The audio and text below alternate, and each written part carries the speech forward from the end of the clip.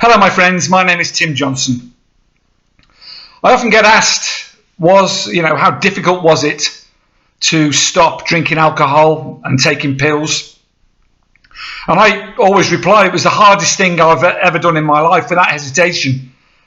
And I've been through quite a lot in my life, but without doubt, stopping those two things was truly the hardest, because it demanded every ounce of my mental and physical strength. It demanded focus, determination, a will to get through it and to suffer the pain of it. And believe me, there was a lot of, as you'll know out there, so much mental and physical pain involved in stopping, particularly if you've been addicted to either, any substance for a long period of time.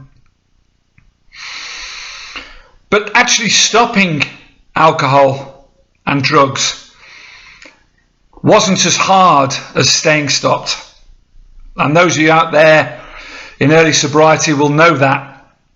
Those first months of learning to live without those substances in your life, once you've got sober, are truly the most difficult part of being sober, if you like. The thing is, you have to relearn everything basically, because as I said in my last video, and please subscribe, like and share the videos. I've linked that video to this one at the end of this one, so have a look if you get a chance. Just helps more people see the videos and perhaps help more people. But as I said in the last one, you have to relearn a new way of living, because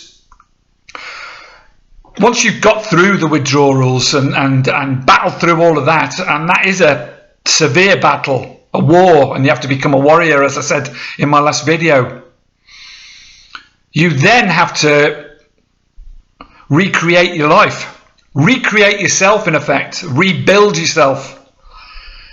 How many years have you spent hiding from the world and hiding from your emotions and your feelings and your life in general, behind a substance, behind your substance of choice?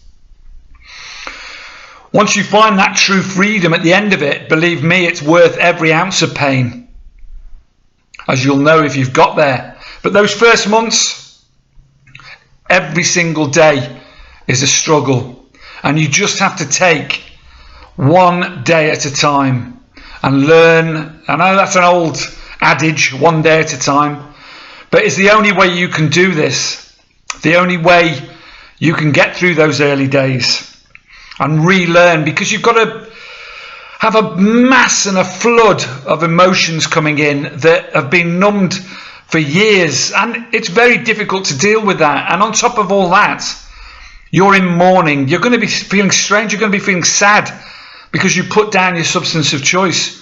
For years, that substance has been your best friend. The thing that you've lent on in times of crisis, that you've lent on when you've been happy, sad, celebrating, crying, trying to get to sleep, full of anxiety. All these, even when you've had depression, even though it's alcohol is the worst depression of all, you've used it to try and get through those hard times in your life, and suddenly you're without it, and in effect you're grieving, you're in mourning for it. It's constantly on your mind. You're going to be having vivid dreams, drug dreams, alcohol dreams in those first weeks of sobriety, which is a perfectly normal thing to happen, but they're so vivid sometimes that you wake up and you think you've drunk or you took a drug.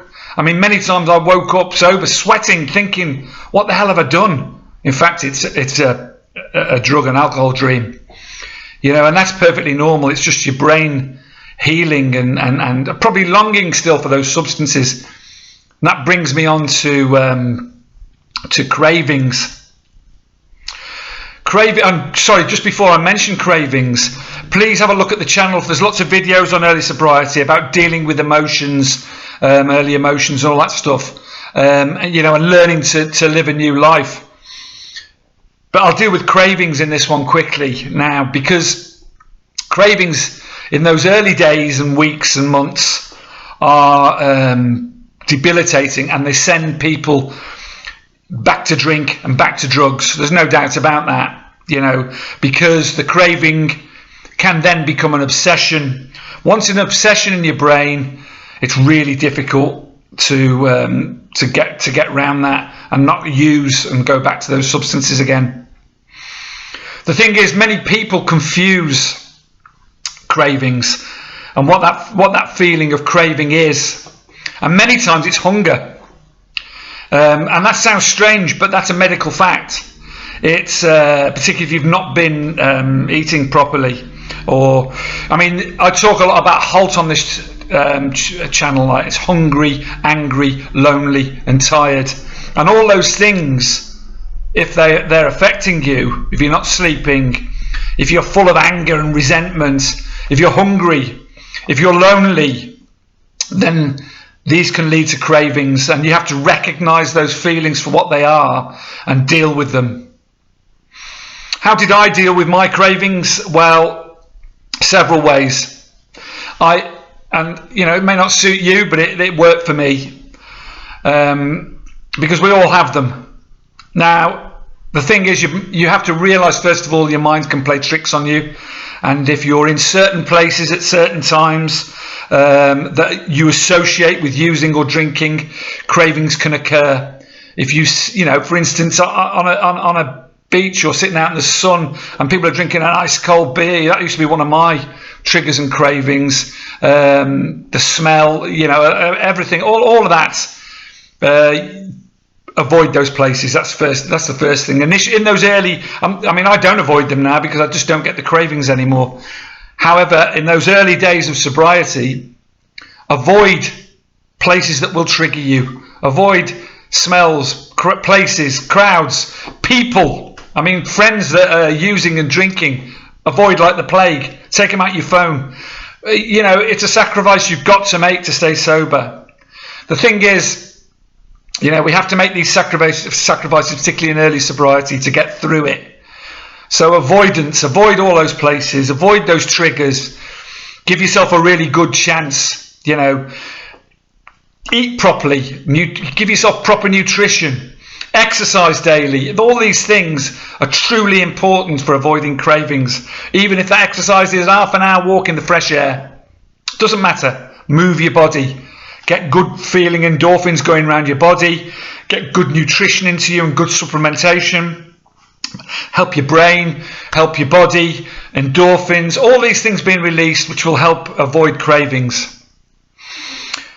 Also, fill your day. For me, vitally, I gave my daily goals, lots of little goals on a daily basis. Silly little things sometimes, but achieving them gave me a great sense of accomplishment and a good feeling.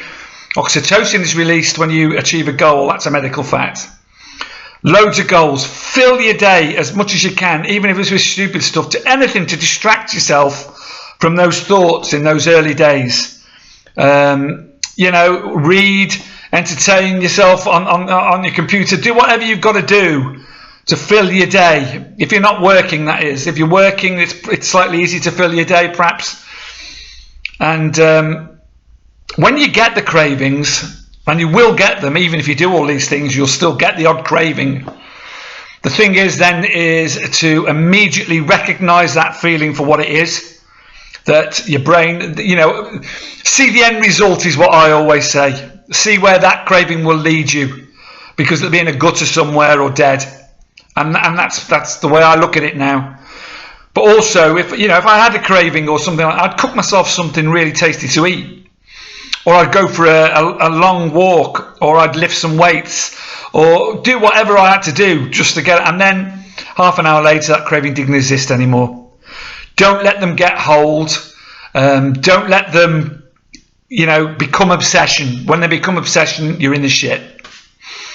And that's all I've got to say. Have a look at subscribe, like, and share the videos. Have a look at the other videos on early sobriety, because hopefully they will help. It's just my experience and what helped me get through. And the motto of this channel is Carpe Diem, always seize the day. Make today the day you change your life. Much love to you all. Thank you for listening. Bye-bye.